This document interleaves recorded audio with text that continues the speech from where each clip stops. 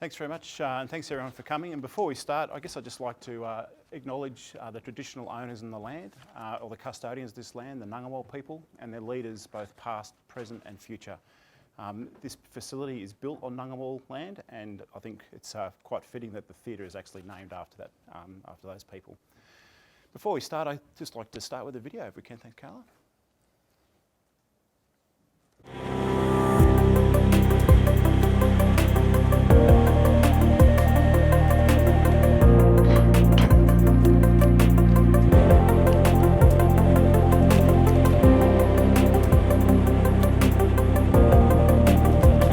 We have two principal lines of engagement. So one of them is focused on creating the foundations and the building blocks to build an Air Force.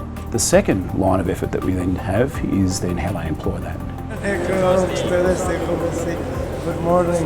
The Air Force is a unique asymmetric capability that the Taliban have no counter for. So the more we can invest in making it more capable and more competent, then the more of an advantage it gives the national security forces the ability to succeed in the mission that they're fighting. We are very happy with them, specifically coalition advisors, Australian advisors that they help us, very satisfied from their hard job that they are doing and great job they are working for us. The Australians are in a whole bunch of fairly critical and nodal positions, and as a consequence we have a fairly significant influence. So if I was to sort of coin a phrase, I'd say we're punching above our weight in terms of the number of people we have here and generating a great outcome. So that was me before I lost about 20 kilos, as most people on deployment do, and I'm sure those that have been deployed would appreciate. Over the next hour, we'd just like to go through a recollection of our experiences in Afghanistan while we're deployed on high road. And I'm sure there's many in the audience that have already been or have previously been posted to Afghanistan. So I thought what I'll do is I'll just start with a quick overview, just covering some of the demographics and geography, and then we'll then step through some of the lessons and things that we saw. So firstly, Afghanistan. For those that are particularly familiar with it, it's bordered by 6 other nations, and if you were to list a series of nations you wouldn't want as your neighbours, I think you tick most boxes in Afghanistan. So down to the southeast, you've got Pakistan, and the border into Pakistan is a legacy of British imperialism, the Durand Line. It's still contested. Many of the locals that live in Afghanistan don't acknowledge that border. It's highly porous, and you see a lot of members crossing that border into and out, as we saw with Al-Qaeda. And their harbouring of Osama bin Laden, and they're very sympathetic to some of the fighters that live in Afghanistan itself.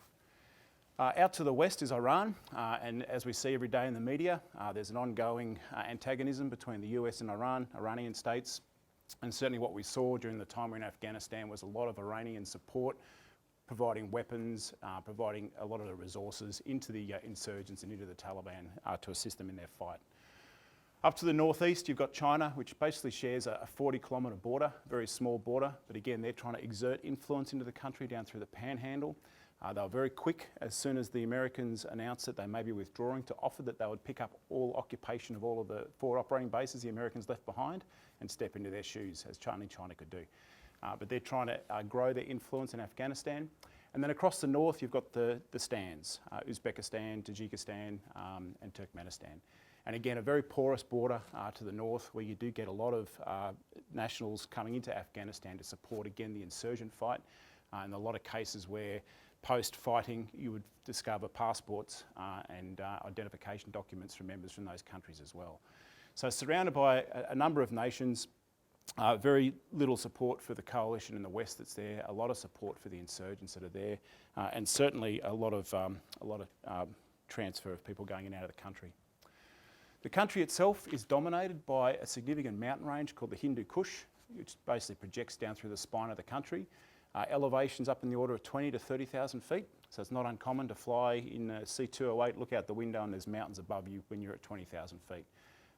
What I wanted to highlight with this slide is the orange area is roughly where the terrain is above 10 to 15,000 feet, so it raises some significant limitations for the employment of rotary aviation, and trying to get a lot of the airlift support up into those mountains was quite challenging.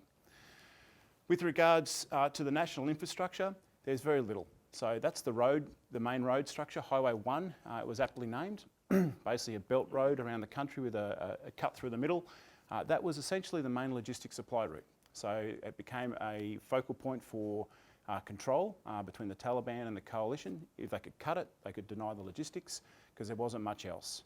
With regards to rail, there's a little bit of rail infrastructure to the north, big aspirations for that to be developed, but that continually got or railroaded, excuse the pun, but got diverted from where it wanted to go because of the ongoing insurgency and the fighting. It was obviously targeted quite substantially, and there really isn't much aviation. So there's one airline called Ariana. They operate 5 aircraft, 2 I think are Airbus A310s, and the remaining 3 are Boeing 737s. But again, very limited capacity from a national infrastructure. With regards to the demography of the country, so what I'm showing on this slide is the ethnic diversity. So about 32 million people in Afghanistan, of which about 99.7, 100% are all Muslim. Okay, so very heavy Muslim, but very divided with regards to its ethnicity. The major group, about 50% of the Afghans are Pashtun, and that's sort of represented by the large sort of pinky area in the centre. And then the other major group is the Tajiks, and so there's about 30% Tajiks. And then there's a whole bunch of others that are dispersed amongst the country. The key point I'd raise with this is that there isn't a lot of love between the different ethnicities. And so you put Pashtuns and Tajiks in a room and there's automatically a hierarchy and a gradient on who can talk and who doesn't. If you were to post, unlike what we do here at the moment, we post West Australians up to Brisbane and they probably stay. If you posted some Tajiks into an Uzbek area, they'd be back home within days. Okay, so there's not a lot of movement or flexibility in your workforce and how you can distribute them. It's a poor country and literacy is low. And so I'm sure we've all heard of when the Taliban were in control, how they banned women from schools and so forth. Well, that's pretty much manifested itself through education. So about 38% of the population is literate. And if you then break that apart or look at it through gender lenses, about 50% of the population, or the male population, are literate, and about 20% of the female population are literate. So literacy is quite low. But the thing that really caught our attention, and obviously what we're there, was how much influence there was in the country and how the insurgent groups were under control or being managed. Anyone that was there in 2014 under the ISAF days, it's a very different picture. It's gone backwards substantially from that period. This map shows what we walked into in 2018. So roughly 45% of the country, and if you look at the yellows, reds, and then the darker red, that indicates either not under any influence by the government, JAROA, the government of the Islamic Republic of Afghanistan, or under the influence of insurgents or under the control of insurgents. So 45%, which is quite substantial. And a lot of that, obviously out in the country areas, was under Taliban control. They were the main insurgent organisation, but you had 30 plus varieties of insurgents and terror organisations in the country. So in Kabul, the Islamic State of Khorasan province, ISKP, were quite active, and they were very actively targeting particularly the Shia population, again, Muslim on Muslim.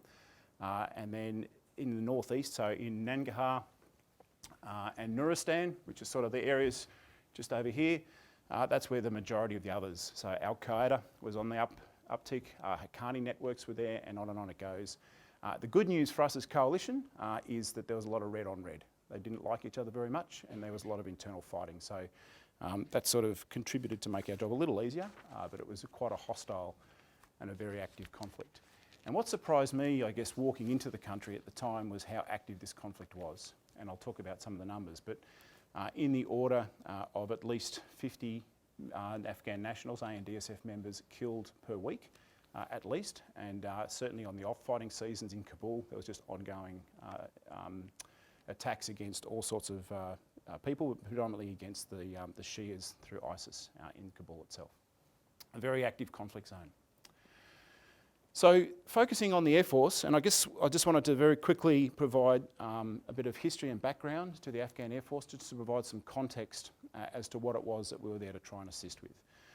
The thing that was really surprising to me when I walked in is how old and how proud the Afghans are of the Air Force. So it formed in 1924, so it's almost as old as our Air Force, as the RAF. and it'll have its centenary coming up in the next couple of years. In 1924, it was formed and modelled around a British model, and it started with, as you can see, what was a Soviet single or biplane. I won't try to pronounce that, but it was a light reconnaissance, light attack aircraft, which they very quickly employed. Had a very short start though, because within about 4 years, in 1928, they had a civil war. The Air Force was pretty much disbanded, and then it was reformed, and they started to reinvest in it around about 1937. And again, using a mixture of the British Hawker Hind and the Italian Armano reconnaissance aircraft, they started to grow those numbers. In the 1950s, it then basically picked up the jet age.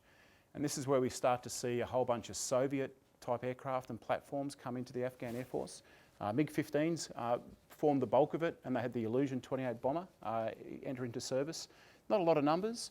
But then once the Soviets occupied the country or invaded it in 1979, in 1980, they rapidly expanded. And during this period, the Afghan Air Force, by the 1960s, had over 100 aircraft. And then by the 1980s, it was in the order of 400 plus aircraft, and a significant number of jet aircraft, and a significant number of rotary aircraft. So we're talking over 150 rotary type aircraft, and then about 200 to 300 jet type platforms. And operating in a very complex type environment where they're doing a lot of close air attack, large formations, and really quite effective in what they do, but operating within a Soviet doctrine.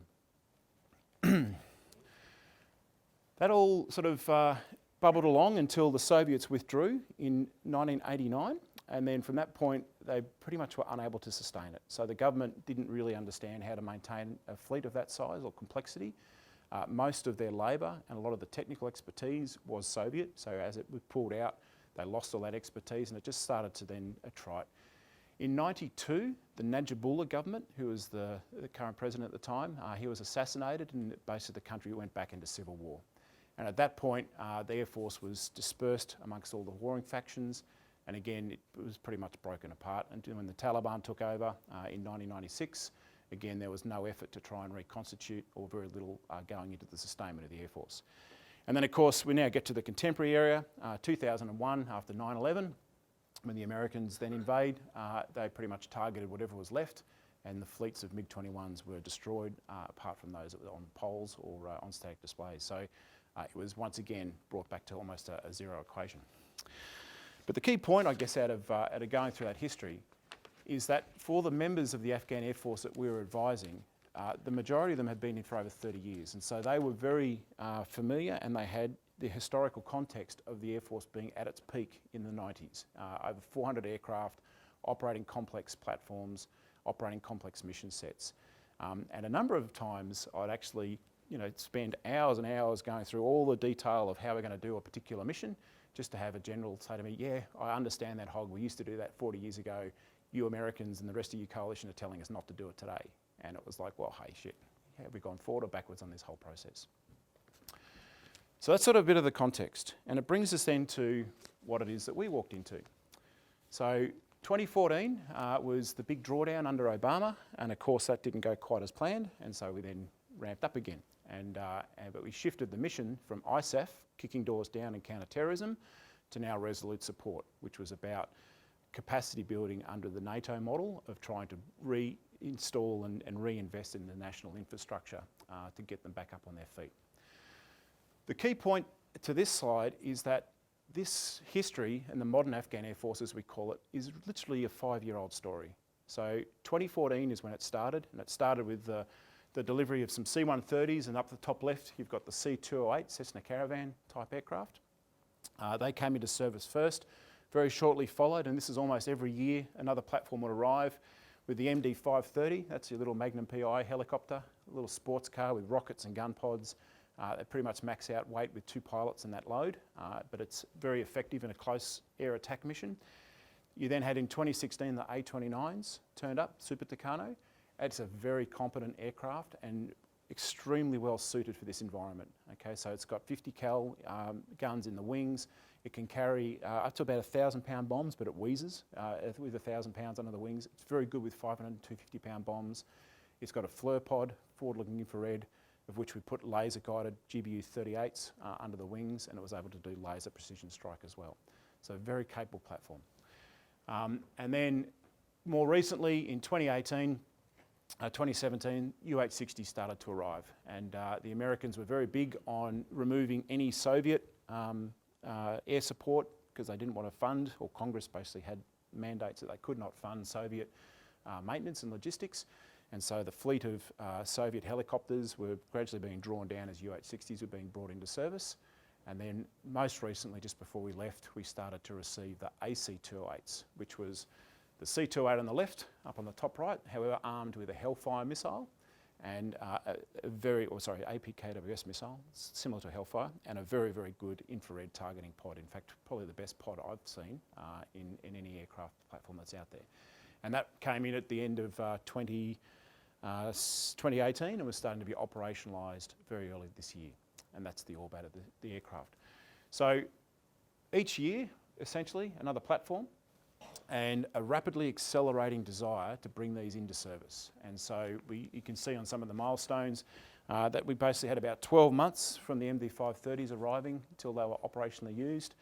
And that got quicker and quicker until the AC-208 arrived, and 4 months later it was being operationally used. So rapid induction. So Afghanistan itself and the ANDSF, so the Afghan National Defence and Security Forces, that's the army which is owned by Jaroa, the government of Afghanistan. I'll just quickly go through how they were postured, and then I'll talk about how the Air Force was postured on top of that, and that'll give a sense of what we're trying to support. Again, for those that haven't been in Afghanistan, probably not familiar, but it's divided into a number of geographic regions, and there's essentially 6 corps as an army corps, and then there's a division which is allocated to looking after the capital area, Kabul itself, which is 111th Division. So if I start at around about the Ghazni area, so in this area here you had 203rd Corps, and they were geographically allocated to that coloured area. Down where Kandahar is, you had 205th Corps and 215th Corps out in the Helmand province. Out west with Herat was 207th Corps. Up north was 209th Corps, and they brought in a newly established 217th Corps. They broke that into 2 different areas. And then out to the east was the 201st Corps. And the reason I just wanted to highlight that is that, again, if you go back to the ethnicity, there wasn't a big desire to move units around. They were very stagnant, and the corps were stagnant in the area. Okay, so they didn't do much between each other. They didn't go out and operate actively throughout their region. They were very fixed, I guess, in what they did, which made them a bit of an easy target. And on top of that, you also then had some special operations forces, ANDSF, Afghan National Army Special Operations Command, which had 2 brigades, and they would service the whole of the country itself. On that structure, you then had the coalition advising structure. And so from a land perspective, for each of the corps, there were either a Train Advise Assist Command, a TAAC, or a task force assigned. So if I just quickly go through from Ghazni, you had Task Force Southeast. Kandahar, you had TAAC South. Out of Shorab, you had Task Force Southwest. Herat was TAAC West. Mazar Sharif was TAAC North. Gambari was TAAC East, and then you had TAAC Capital in the middle. So they basically married it so you'd had an advising brigade advising a corps, an Afghan corps. It sounds like a good model, but then you add the different nationalities. And so if you draw a line up diagonally through the centre of the country, everything to the southeast were American TAACs and task forces, so they waved the American flag. A task force was not necessarily there to advise and assist, they were there for the counter-terrorism mission, so they would drive their own agenda ahead of advising the Afghans, and I'll get more into that later on. Out to the west, you had the Italians, who didn't communicate at all with the 207th Corps, and that was pretty much a bit of a vacuum and very difficult to get any coordination. And up to the north, you had the Germans, and the Germans were under similar ROE to what we were there for. They could not identify targets, they couldn't kinetically engage other than self-defence. So they were a puppet who would sit behind the Afghans, who wouldn't get involved in the conflict unless they were prodded into the conflict, and that relationship stagnated, and they were quite ineffective from my view on how they operated. That was the geographic structure of TAACs and task forces that basically sat in the country. It was quite a noodle soup of alliances and agendas, and in my mind, very ineffective. So how does the Afghan Air Force sit? So again, it was a rapidly changing feast. So when we turned up, when I turned up at the middle of last year, they had expansion plans based on 2024 being the coalition end date. They were investing up to, or they'd invested $8 billion. They were going to continue to invest another $8 billion, or a significant amount of money, to grow the Afghan Air Force. The fleets, for example, the UH-60s, Black Hawks, were going to grow to 152 at the time with the target numbers, significant numbers of aircraft. And then within 6 months, reality sort of dropped. The Trump administration took over, and there was now a rapid desire to get out of the country quickly, and a realisation that the systems that were being delivered to the Afghan Air Force couldn't actually be funded by the government itself. And so massive reductions and drawdowns, and that changed a lot of this posture. So when I walked in, this was the posture. Kabul was one of the main wings, and essentially there were 3 wings inside the Afghan Air Force, with a desire to grow Mazar Sharif up to the north into a 4th wing. Now the Americans use wing, John, as I'm sure you're aware, Americans use wing and group opposite to what we do. So when I say wing, think group, okay? Think essentially ACG or AMG. So you had a major wing at Kabul, which was the headquarters as well. So headquarters, Air Command essentially were there, as was the Kabul wing. You had a major wing at Kandahar, and then you had a 3rd wing over at Shindan. Now Shindan, in its early days, was the main training base. They did all of the training for the Afghan air crew inside the country. A lot of troubles trying to keep that safe and keep it active. So the decision was made about 10 years ago to shut that down and move all the aircraft out. But all the people stayed. So what you ended up with was about 2,500 people in Kabul, about 1,300 Afghans in Kandahar, about 2,000 people in Shindan. There were 3 aircraft in Shindan for 2,000 people. So it was a hollow wing. And it was literally the place where you would send every Afghan member that didn't pass a security clearance test, had allegiances with any of the terrorist organisations. That was the Badlands, and I didn't actually get anywhere near it for the entire time I was there. And it probably explains why the Italians were so disengaged with their advising out to the west. So 3 main wings with the aspiration to grow Mazar Sharif into a 4th wing once we're there. And then there are a number of air detachments, which are the blue dots. So Jalalabad, Gardez and Herat were main operating areas where there was substantial infrastructure. You could land aircraft and operate for a number of weeks at a time. And of course, unlike the Army Corps, the Afghan Air Force serviced all of the AO. On top of that then is the advising posture, and so we were part of Train Advise Assist Command Air, TAAC-Air, so similar to the Army having a TAC associated with it, we were associated directly to the Afghan Air Force, and the TAAC-Air footprint was predominantly focused in Kabul, both in the Kabul Air Wing and into the Afghan Air Force headquarters, and also down at Kandahar, where it was very heavily focused towards rotary. So where did the aircraft sit? Out of Kabul was where the majority of the fleet were. And as you can see going through the Orbat, C-130s, C-208s, the Mi-17s were largely operated out of there with all the maintenance, A-29, MD-530s, AC-208s. And there were also a number of Hinds, Mi-35s, 35s that came in. Most of the Hinds were gifted from India. India was actively trying to get involved in the game and gifting aircraft into the Afghan Air Force. But what they failed to gift then was all of the technical expertise on how to maintain it and the training for the air crew and all the rest of it. So these aircraft, exquisite, turning up, taking the wrapper off them essentially, they've barely been used, and they just sit there and stagnate. And of course, from a coalition perspective, American leadership didn't want to fund anything that was Soviet, so no money went into these at all. And so there's, I think last count, there was in the order of about 12 Hinds that are now in the country, and they would be excellent for this mission. In fact, they'd be overkill for the mission. It's like throwing an Apache at a civilian protest. Highly suitable, or over suitable, but there's no intent to try and invest or get that capability up and running from a coalition perspective. And then down at Kandahar, you had the UH-60s. There's plans to grow, they cut back the numbers from 150, whatever it was, to now 54. And with effect, I think about a month ago, they delivered about 40 of those UH-60s and continuing to grow that capacity. So you can see the numbers that are up there. And the point I'd raise, I guess, with these numbers is they were very limited. Okay, it was a very limited capacity fleet. 4 C-130s, one was in, I think, Portugal under continual maintenance. 3 were in country, 80% serviceability. These weren't new, these were J's. So you'd end up with 1, maybe 2 flying a day.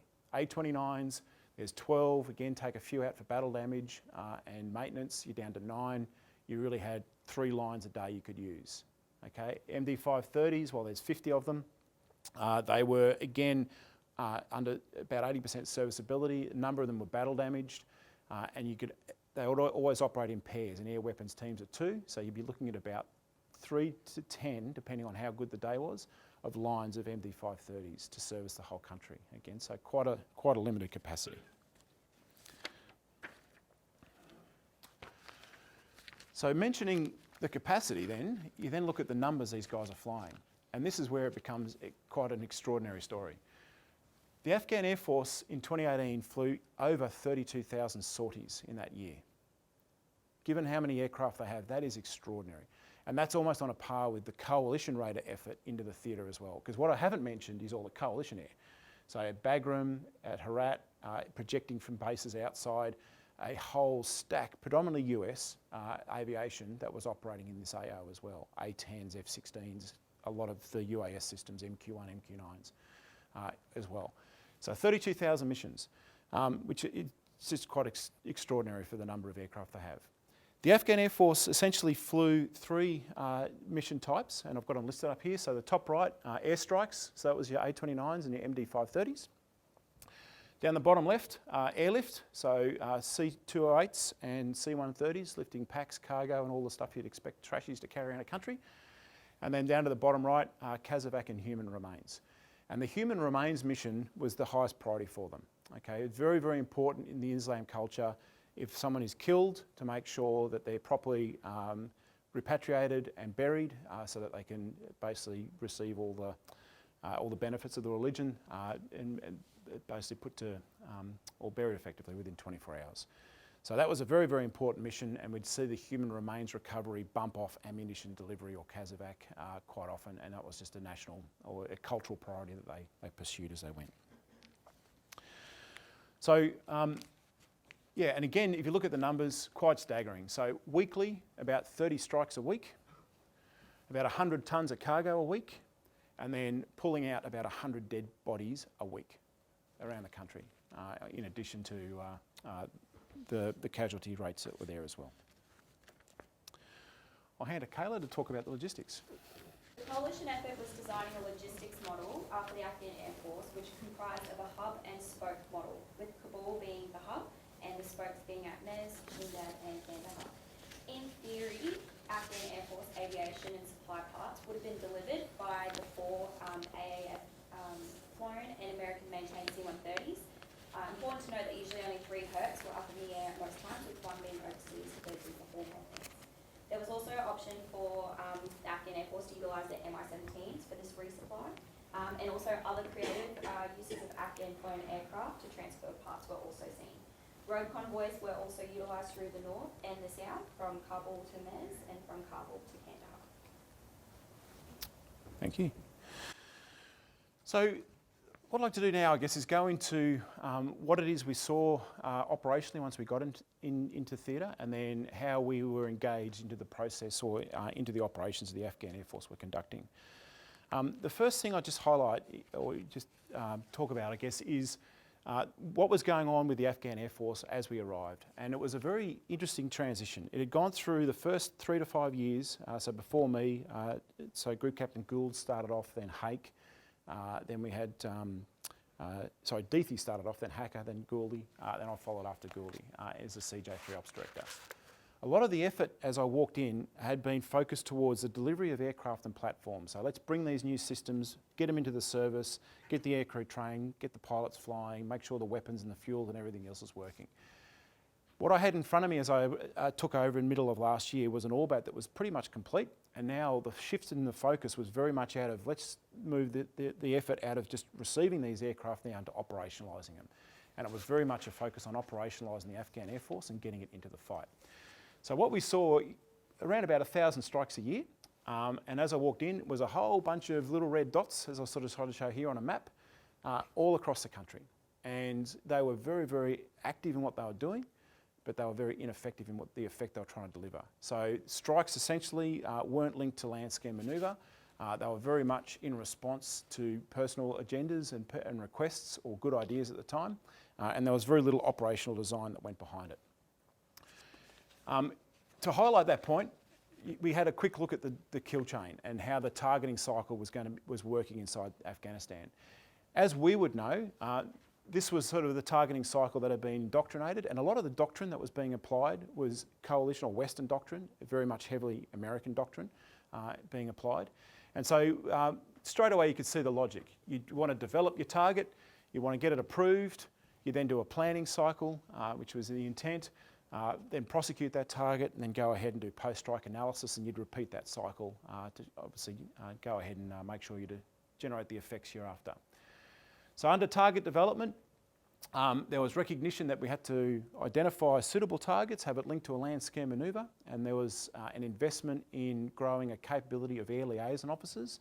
Now, it wasn't an air liaison officer as you and I would know it. These were J2Ts, if I can use that terminology. They were intelligence targeting members that would sit with the Corps, identify what targets had to be struck, and then put those into the system in order for them to be developed and prosecuted. That ideally would link to some ISR collection, and so from an ISR perspective, they had the Scan Eagle, which was the UAS which the Corps operated, a small little unmanned vehicle which would send some video out to about 40 nautical miles, and they also had then the PC-12, which is quite a capable platform that was operated by Special Mission Wing, and Special Mission Wing were another aviation entity inside the Afghan National Defence Force that were not part of the Afghan Air Force. They were clearly taken out of the Air Force because of concerns with corruption right up front, and they operated the fixed forward firing Mi-17s, the Geishas, and the PC-12 ISR. So you would ideally collect data. You would then, once you've got the information together, you'd push it to a targeting board, and this was conducted in the Ministry of Defence. So think Air Force headquarters or joint headquarters. Ministry of Defence, it had the GSG-1, GSG-2, so the general staff looking at all the different stuff. Within that, there was a targeting board that would get all the different requests for strikes to come in, and they'd rack and stack and prioritise. And then there was a target working group, which would do your standard ROE, Intel, all those sort of analysis pieces to develop, firstly, what's a legitimate target, and secondly, can it be struck, does the ROE meet, get the appropriate approvals to then push it down to the planning area. Under planning, there was a mission planning cell inside the Afghan Air Force. They would receive the approved targets and then develop the mission packs, which they'd then hand to the aircrew, and the aircrew would then prosecute. And so you'd have then the Special Mission Wing PC-12s that would then link up airborne with the A-29s. They would do a target soak, they'd identify where they want to hit, make sure there's no CIVCAS or collateral concerns, and then the A-29s would come in and strike either through dumb bombs or through a GB-38 precision drop. And then ideally you do post-strike assessment. That's how it was meant to work. How did it actually work? ALOs, most of them were illiterate. So we'd send these guys out and they'd be able to talk and identify the targets, but they were then unable to write. Most of the corps didn't actually have internet access. In fact, 3 of the corps had their internet banned because they were found surfing at pornography, and so therefore they just cut the whole server. And so there was no mechanism at all to push a target into NIMS, the National Information Management System, which was the internet, like DPN essentially, or DSN, in order to get them into the system. There was absolutely no target development or ISR tasking to develop a target. Okay, that just didn't exist. There was no correlation of target to ISR tasking. And the main reason for that is that they weren't even looking more than 24 hours ahead. So to try and look 3 to 4 weeks out, which is where you have to do the target development processes, wasn't part of the deliberate planning cycle. So that didn't occur at all. Target development was non-existent. The targeting board didn't meet. It didn't meet once in the 10 months I was there. Okay, it did exist, but it didn't meet. What did meet was the target working group, and these guys were awesome. And they did the whole function of bringing targets in, analysing and making sure they were valid. There was a lot of rubbish in because the target development piece wasn't working. Essentially, they'd be getting requests for 50 people on a hill, strike them. And then that would go through a process that took 2 weeks. So by the time they received that, of course, there were no longer 50 people on a hill. Okay, so it was an ineffective system. The strike planning cell worked very well, but what was I'll cover that in a sec. And then you went to the prosecution. And again, for the prosecution Special Mission Wing and the A-29s, again, there was no coordination. So there wasn't like an AOD that came out every day that said, these aircraft are assigned, marry up and this is your call sign, off you go. There were two totally different lines of effort between Special Mission Wing and the Afghan Air Force. And it basically took aircrew to get on the phone and ring their mates who they knew were just on the other side of the airfield to say, hey, are you in this area? We're on this frequency. Can you link up and give us ISR? And why that became important is that the A-29 pilots were trained not to drop unless they had positive confirmation of no civilian casualties. In fact, they were much more proficient, in my view, and more professional than the coalition pilots were on preventing CIVCAS. The number of sorties they didn't drop on far exceeded the coalition number of sorties where they did drop, where there was concerns for CIVCAS. So they would not drop. And so unless they could get ISR soak, they would not drop. But there was no mechanism to coordinate that ISR soak. And then, of course, there was absolutely nothing that went on, there were crickets, when it came to post-strike analysis. They didn't care, okay? So how did it really work?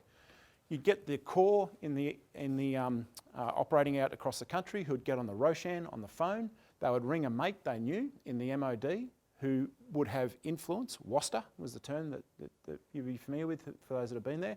They would ring a mate, and that might be they'd ring the Chief of the Army himself, COGS, or MINDEF, or someone who they knew had the power. They'd tell them that they needed a strike, and he would then completely undermine the target working group and tell the mission planning cell to strike this thing tomorrow. And then they'd, of course, scramble because a 4-star told them to do that, and off they'd go. But it wasn't just a 4-star. You had COGS, you had MINDEF, you had the GSG-3 Air, a 1-star, who essentially was meant to be running this, DG Air equivalent. And then you had the Chief of the Afghan Air Force, and they were all ringing the mission planning cell directly saying, strike this tomorrow. And drop that, do this instead because my family needs to go somewhere. Or that's my hometown about to be overrun. Don't worry about that effort over here. I want you to defend my hometown. And it was 100% reactive and completely uncoupled with any land scheme manoeuvre or operational design. They should fight. So how do we then plan to fix it? So this is where we then focused our efforts. And it became really apparent as I walked in that this is something which needed some very dedicated attention. And there were two lines of effort that I personally picked up as the CJ3 Operations Director. What I'm going to talk about now, which is then integrating the Afghan Air Force into the land scheme manoeuvre.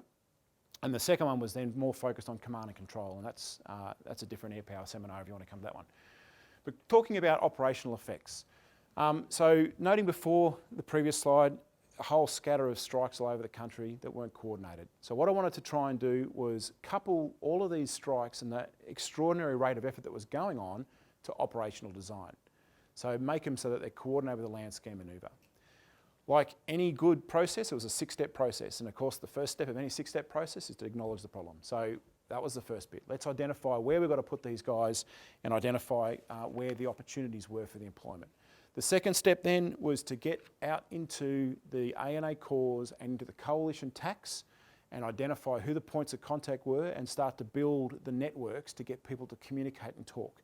Because again, as I touched on, a lot of the TAACs that were geographically there to advise the Corps were not even telling the Corps what they were doing. They were doing their own operations and pushing their own missions, and there was very little communication between the two. So we had to start knitting that together. And we developed JTAC equivalents, so Joint Terminal Area Controllers. They called them ATACs, Afghan Tactical Air Coordinators. Very similar, they just had slight differences in what they were approved to do. And we developed a bunch of ATACs that we started pushing out to the Corps to start having them think about how they can employ this air power. Well, I used the ATACs with the Corps commanders to develop joint fires plans. So how are you going to use your artillery, the D20, with an MD530 and an A29? And where would the ATAC go when they're fighting at the front of the FIBA to be able to call air power in and do close air attack, or CAS as we call it. Okay, so that was all part of building that posture.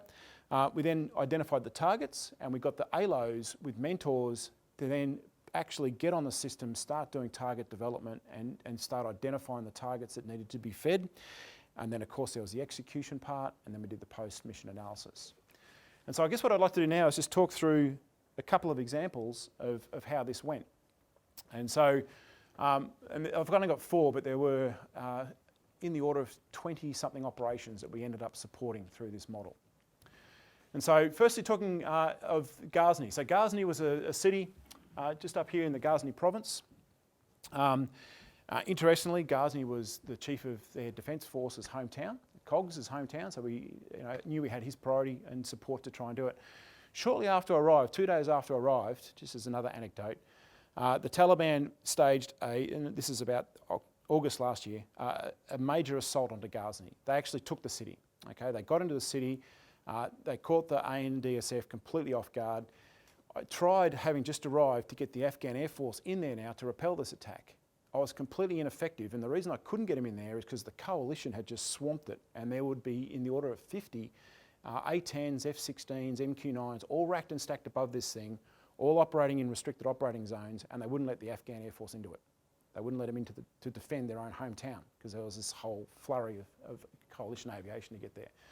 So it was very ineffective, and it took about 2 weeks to get the Taliban out of Ghazni. It was repeatedly identified as they went through for the next 12 months that the Taliban had further aspirations to take Ghazni because they knew that it was COG's hometown and they knew it had a strategic impact. So what we focused the Afghan Air Force on was posturing against that likelihood. So we had ATACs permanently in that area that were permanently developing targets.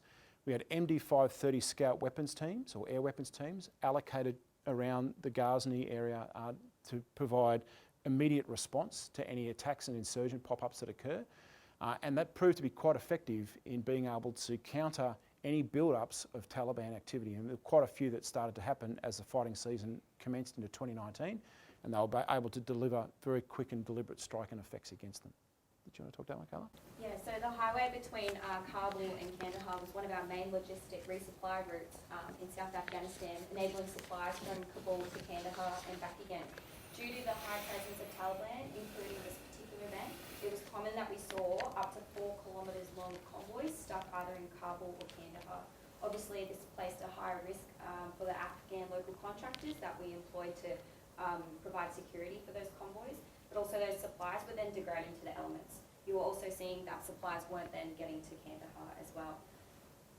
So it was obviously an unreliable and a dangerous route for convoys, and therefore our logistics planning required to consider how to enable those AEAG assets to support delivery of key convoys through that province.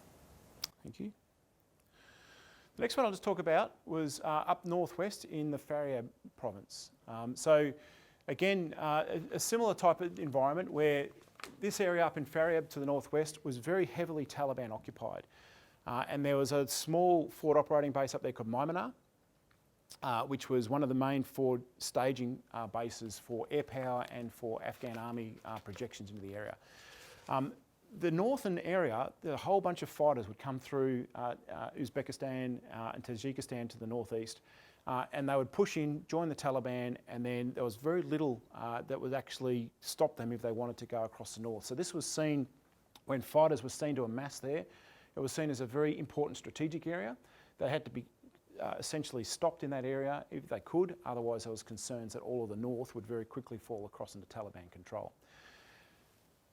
This hadn't been effectively opened for quite some time, and so the forward operating base in Maimanar, we couldn't get fuel into this base, and Kaela will talk more to the logistics on it, but essentially drivers would be given, truck drivers, fuel tank drivers would be given a full load of gas. After weeks and weeks of them being assassinated and the trucks being hijacked, they would then take their load of gas, turn left instead of right, go park it at home, and then make radio calls every couple of hours saying, yep, I'm en route, I'm en route, I'm en route. Clearly, opting life over death on trying to get fuel into somewhere they knew that was a very unlikely success rate. It got to the point where Maimanar was ineffective, and so 209th Corps planned an operation called Farah Beagle, where they wanted to sweep down from north to south, from Andakoy down to Maimanar, and try and reopen Highway 1 and try and get fuel and supplies in there, and also get a whole bunch of damaged and inoperable equipment out of that area as well.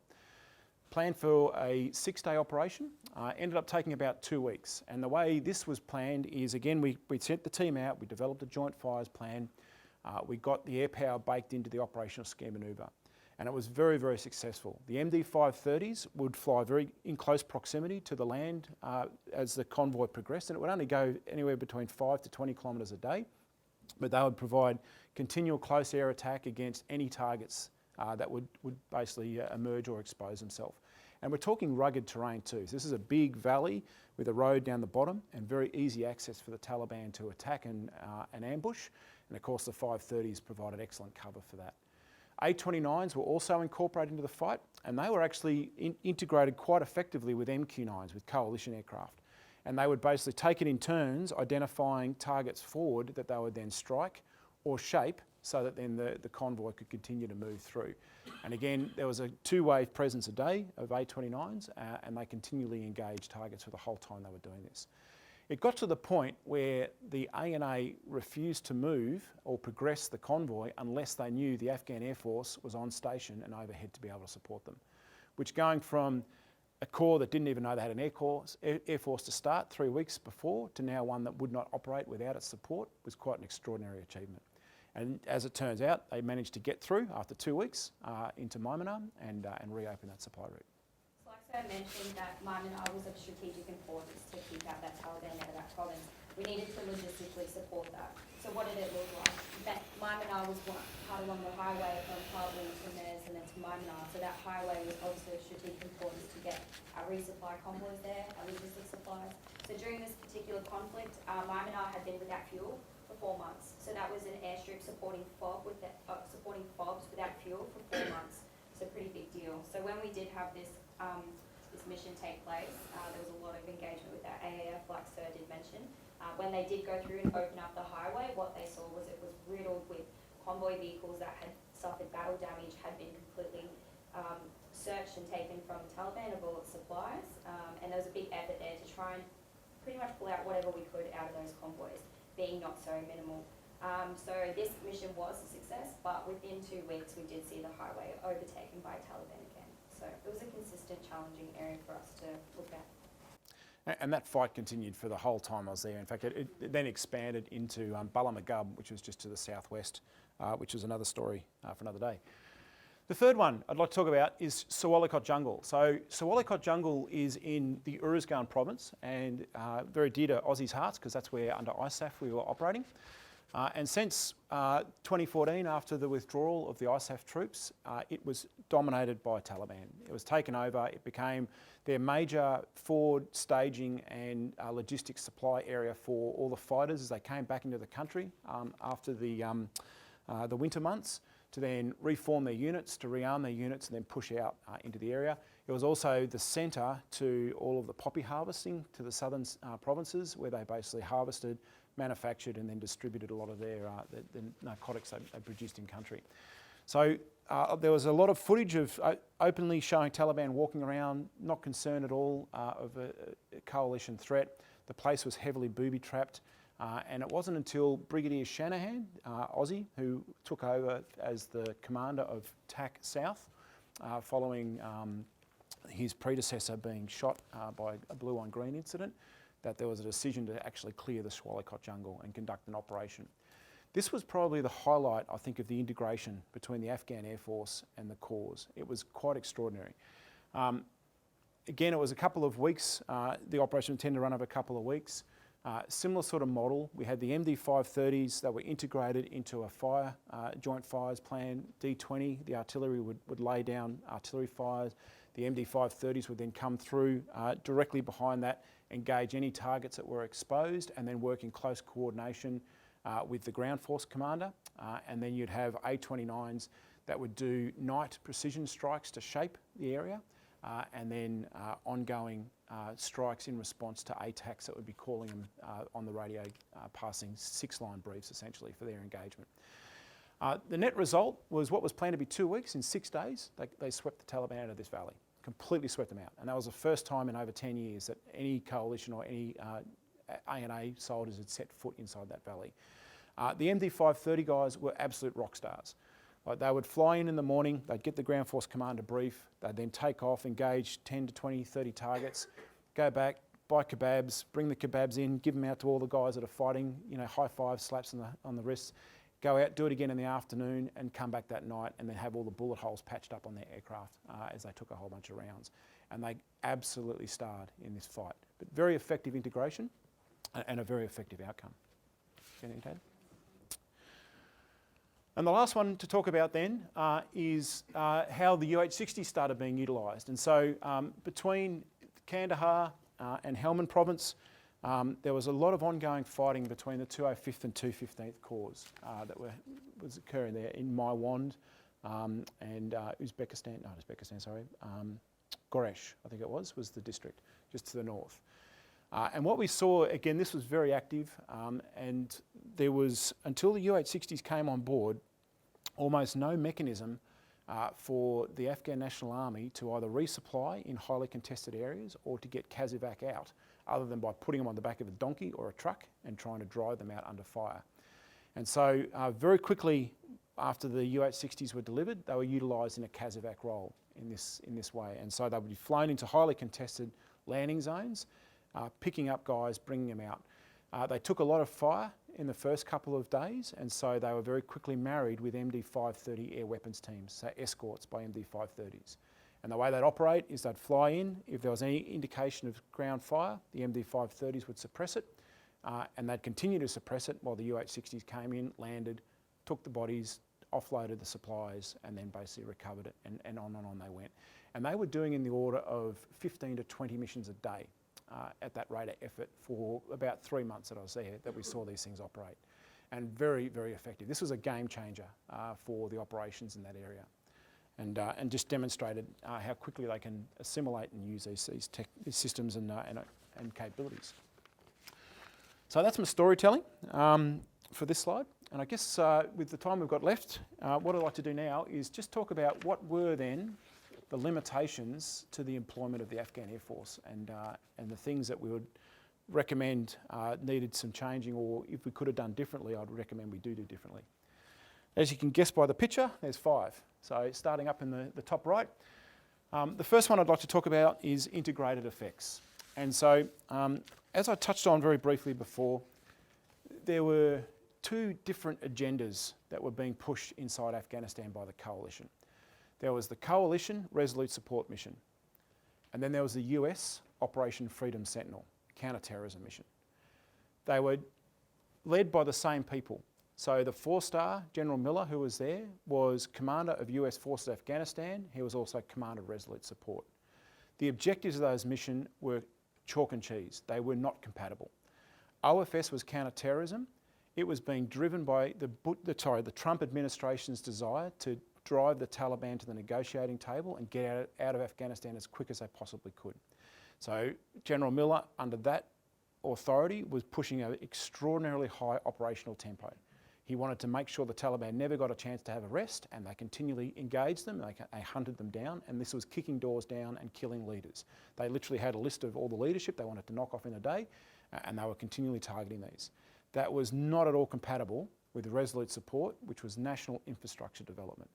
We want to build trust, we want to build infrastructure, i.e. economies, highways, all the stuff that you need a nation to be independent, and that took time, and that took patience, and that took relationships.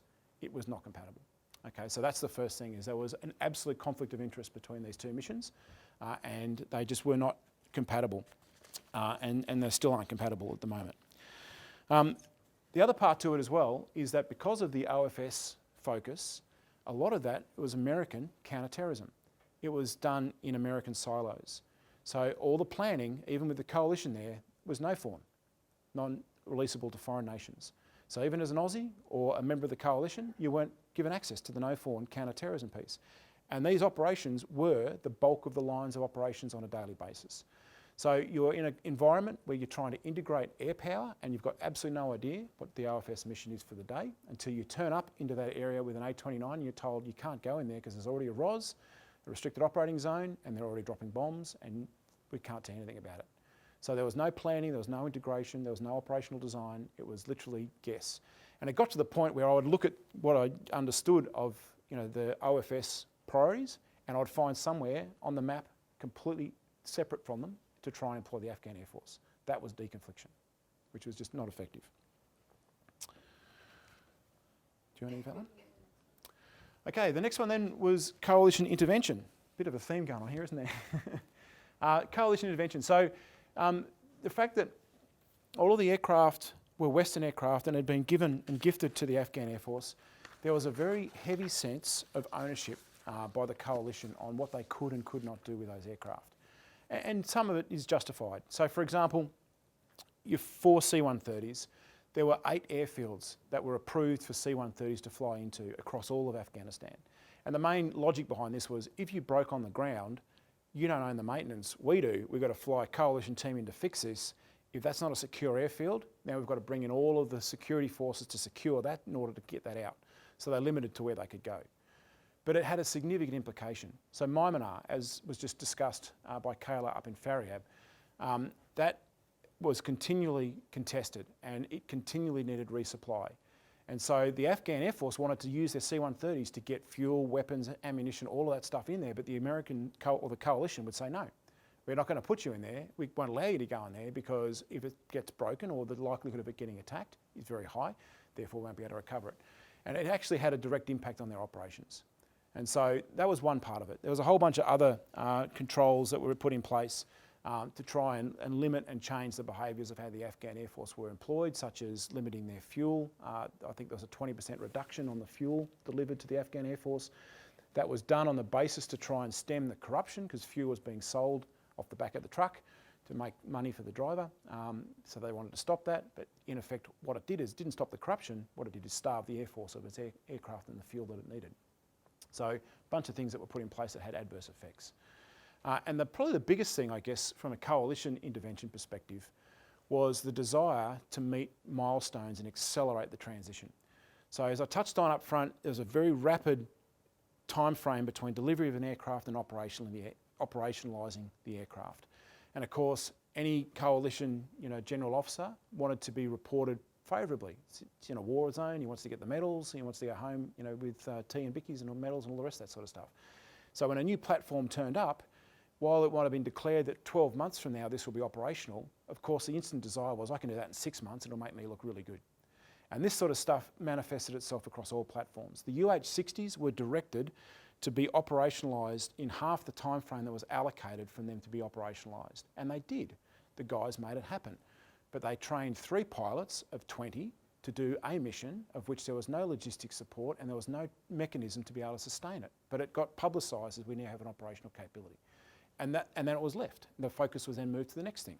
A-29 Night Strike, that was another great example. These guys literally weren't even DCATs, if we use our categorisation terminology, on the aircraft, and we're putting NVGs on them, telling them to fly in mountainous terrain at night and drop a laser-guided bomb on a target that's shooting back at them.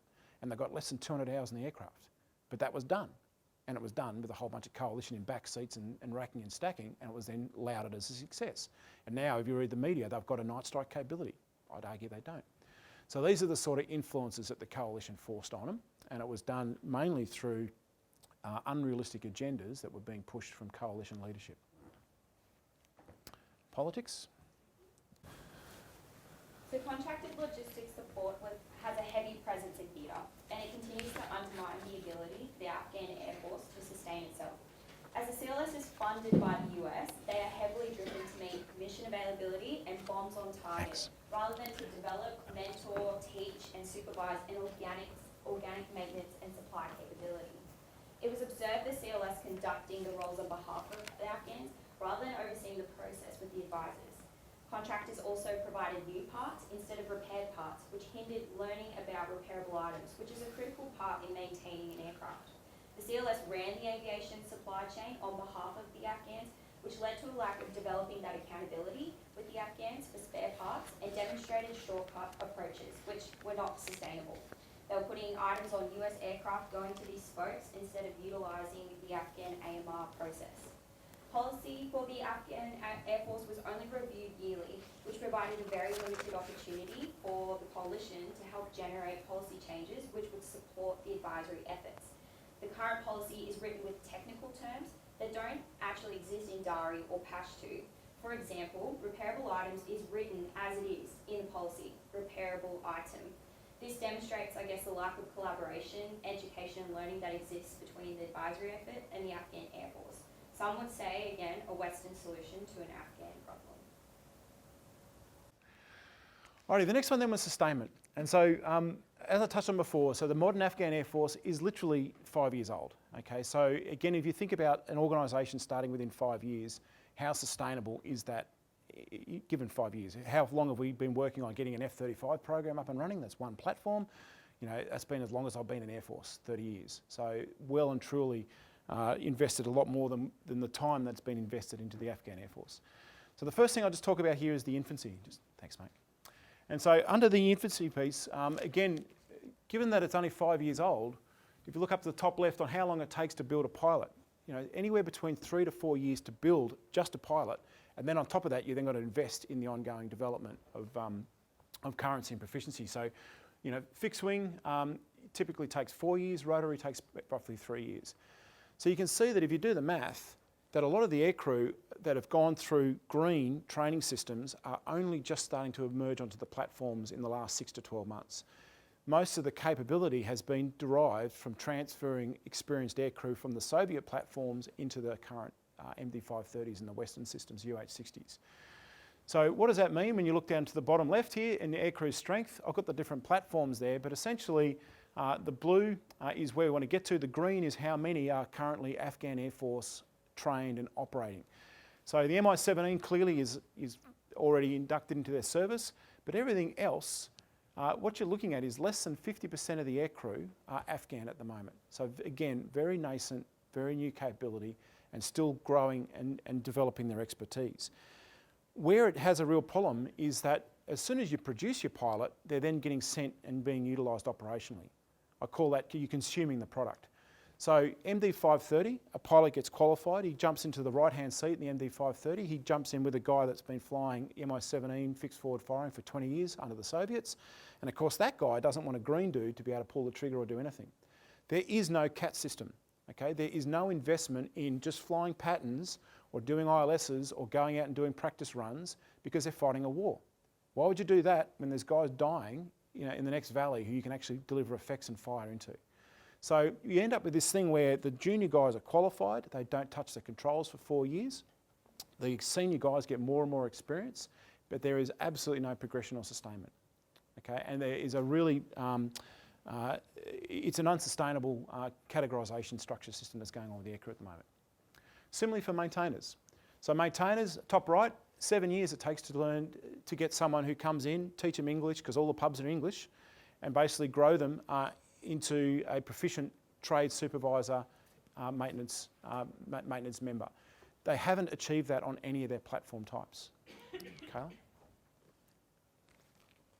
That's on. Yep. The Afghanis' experience with war and terrorism have hindered a society unable to develop those key values, trust and accountability. Now, the basic ideology of a logistics supply and demand model is you ask for something, you get something, or you turn in something for repair and you'll get something back repaired in good nick. That, as well as when you turn something in for repair, the accountability is then moved from you to them. You are not accountable. The basis of accountability exists in holding something, yep, they're returning it. The local Afghanis concept of accountability has been tainted by acts of terrorism on members whose integrity would be questioned on providing their faithfulness or proving their faithfulness to those religion and ideals, with the most dire result then being death. Therefore, we have this problem generated into the logistics supply chain where members are required to be accountable for holding stock on hand and giving out supplies, not wanting to hold anything, not wanting to give anything out. Because ultimately, if they are held accountable for something that they don't have, they've seen that projected in society against terrorism, and they have been resulted in death. Therefore, so what we've seen is items on shelves become expired, unserviceable, and ultimately unusable. So this created, just quickly, a very big challenge when we were trying to deliver the Black Hawks into theatre. So the US were bringing the Black Hawks into theatre, we're trying to transfer that ownership over to the Afghans.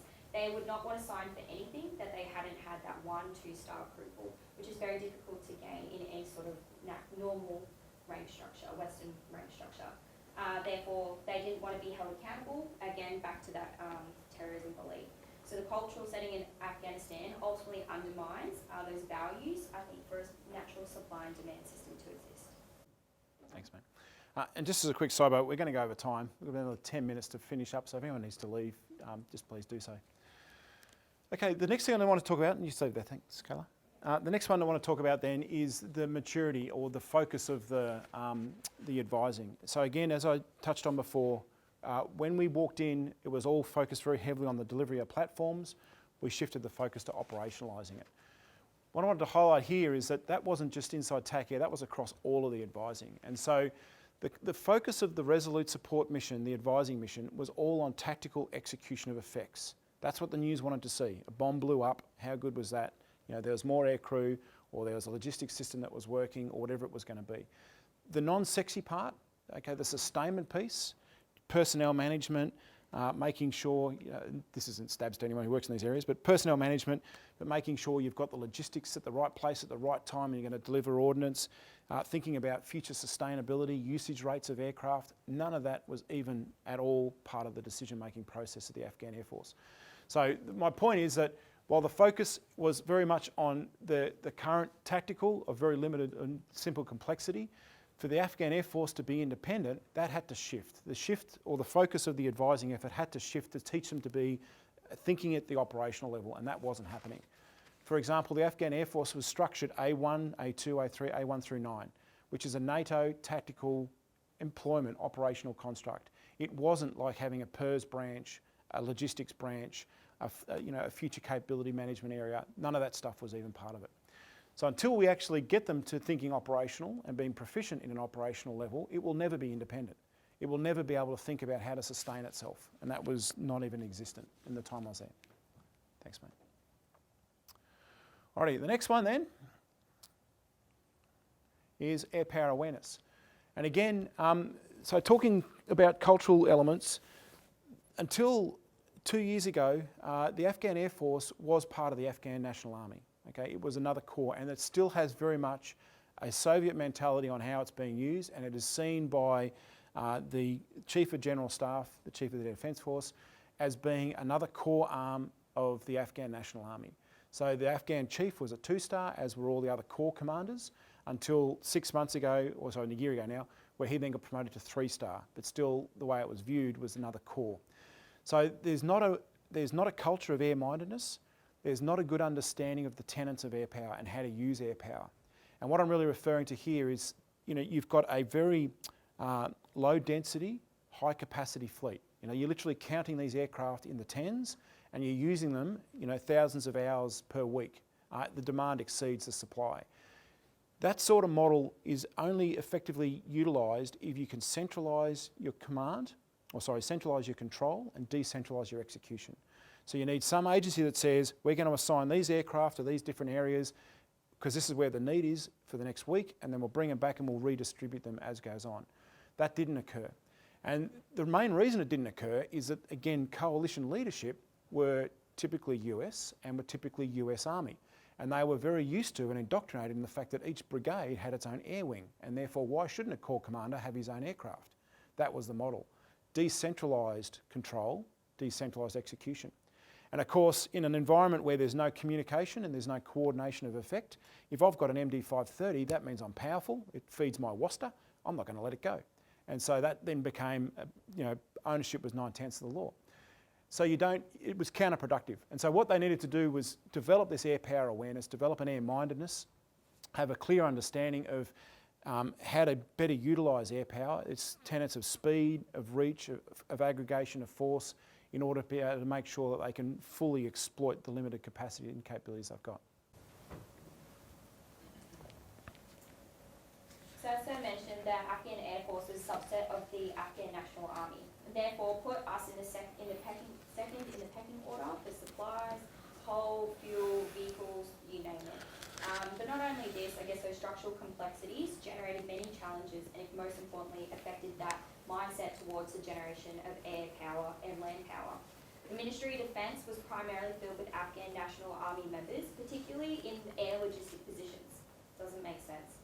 It was commonly held from the coalition about those air logistic positions because the ANA didn't recognise that those positions required to be filled were actually quite important. These positions would usually also be lower ranked, and therefore they didn't really have a seat at the table to influence any sort of air logistic mindedness. Like Sir referred to, the air mindedness wasn't shared with our ANA members. A particular example that I wanted to highlight was where this affected our air air logistics and the concept of a repairable pipeline. Like I mentioned earlier, the Afghan Army's operational equipment document is fit with vehicles, artillery, consumable stores and uniforms that were issued or were consumed, and if they were broken, they would usually get a new part to replace that. So CLS provided new parts for every broken part to normally see minimal downtime in that generation of that land power. Therefore, the concept that an item could be repaired is non-existent. It was never facilitated through any sort of repair cycle. Not only is a repairable pipeline cost saving, but it also allows for that generation of an organic sustainability. The lack of knowledge in the senior defence leaders of a repairable supply pipeline, therefore reiterated that heavy reliance on contracted logistics support and coalition support. As this is costly and unsustainable, the coalition logistics effort was heavily focused on identifying new generation Afghan Air Force members to go into those leadership positions. As despite their age, they were capable of leading and comprehending a repairable pipeline and that air-mindedness. This came with its challenges though, as it was important to remember that tribal relationships are a primary ruler in Afghanistan. So we could identify someone that had that air-mindedness, that was that new age generation Afghan. But if they weren't from a certain part of the country, or they weren't part of these certain families or those tribes, that ultimately undermined their opportunity to get into those roles. We normally saw them not even considered for those positions, or put into those positions and then removed because of this. Awesome. Alrighty, last one then was command and control. And so, and I've touched on some of this already, but just to reiterate the point, there was no understanding of the differences between what was command and what was control. Command and control were seen as the same thing. And so what I'm alluding to here is that the Afghan Air Force was believed to be under the command of at least 10 different agencies. Clearly that wasn't the chart, but then you had the Ministry of Defence, you had the Chief of the General Staff, GSG-3 the Afghan Air Force commander, who should have been the commander, all telling the Afghan Air Force what to do, all vying for the power to do that, and all trying to control the assets. And again, that just wasn't effective. And so the whole C2 structure needed to be modelled and reflective of then how you best utilise air power. So centralised control, decentralised execution is really what it needed for this structure. And I've already touched on the effects of that. So they were the 5 areas that we saw providing the major limitations to the employment of the Afghan Air Force. Finally, just to wrap it up, what's the future hold? Okay, so at the moment, there's a whole bunch of discussion in open source media about troop withdrawals, peace negotiations, whether they're on, whether they're off, and how it's going to affect things. The current peace negotiation criteria is built on 4 requirements, and one of them, the main one, is that all of the coalition forces, particularly the US, are withdrawn from the country. And the other part to it is the Taliban being identified and recognised as a legitimate political power within the country. And at the moment, they don't even acknowledge the government of the Islamic Republic as being a legitimate party. They see it as being a puppet rulership. So you can imagine that the current leadership would not likely be well received should the Taliban get their requirements. So what's going to happen if this goes ahead? Well, as we've touched on, there is an extraordinary coalition dependence at the moment on the Afghan Air Force and how it operates. If that is removed at the moment, my view is the Afghan Air Force is not at a level of maturity today to sustain itself. It will implode. It's as simple as that. It hasn't got independent logistics infrastructures. It can't train its aircrew. It has no training pipelines to feed its aircrew. It has no categorisation or currency structure, and it's being operationally consumed at a rate that exceeds its capacity to grow. So it will not last. That's as simple as I can put it. Do you need to add, Carl? Okay, we spoke about then the legitimacy of the government. So if Jarawa goes and the Taliban do become a political power or control of the country, even if Jarawa go and someone else becomes a political power that controls the country, the question is how much then of the structure will continue.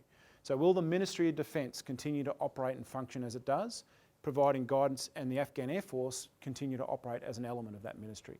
Again, very heavily indoctrinated through Soviet culture, and my suggestion would be if this is shifted and the Jarawa was removed and all of that structure is removed, they'll default back to that, and I think we'll see a repeat of what we saw 20 years ago. And it is clearly growing as an air power culture. Okay, during the time I was there, we saw 1 accident per month at least, most of them rotary and most of them involving fatalities. That's the rate of loss. okay? And they're mainly done, there's clearly a wartime element. About 2 of those were shot or were a result of engagement. The others, though, were a result of buffoonery, of air power stupidity. Guy who's not qualified, putting night visual goggles on, doing a night mission in a highly contested environment, flying into a hill. You know, a base commander who's not even qualified on the aircraft, just taking the aircraft and deciding to take it flying because he wants to go see his family. That's the sort of air power culture that's existing over there. And it is, you know, clearly has a long way to go before it becomes what we would consider to be a safe or a just type of air power culture. And lastly? Whilst developing an organic and sustainable air force is the coalition effort in Afghanistan, the country is at war and has been for a long time. This is challenging when you're trying to advise and mentor a sustaining and organic capability with one that is also required to fight the fight concurrently. I think we can all appreciate that that's a very unique environment and one that Australia hasn't had to execute it itself in a very long time. The fleet we were advising were coming back with bullet holes and rotor blades, fuel tanks, canopies, sometimes in pilots' limbs. Some aircraft were suffering battle damage, requiring extraction, and some being lost to the fight completely. Advising a fleet of aircraft that were fighting the enemy every day created complex logistic considerations for advisors, and I believe will continue to do so in the future. I think logistics is critical in shaping any chance of sustainability and in the future, and it will be something that will continue to be targeted by the enemy.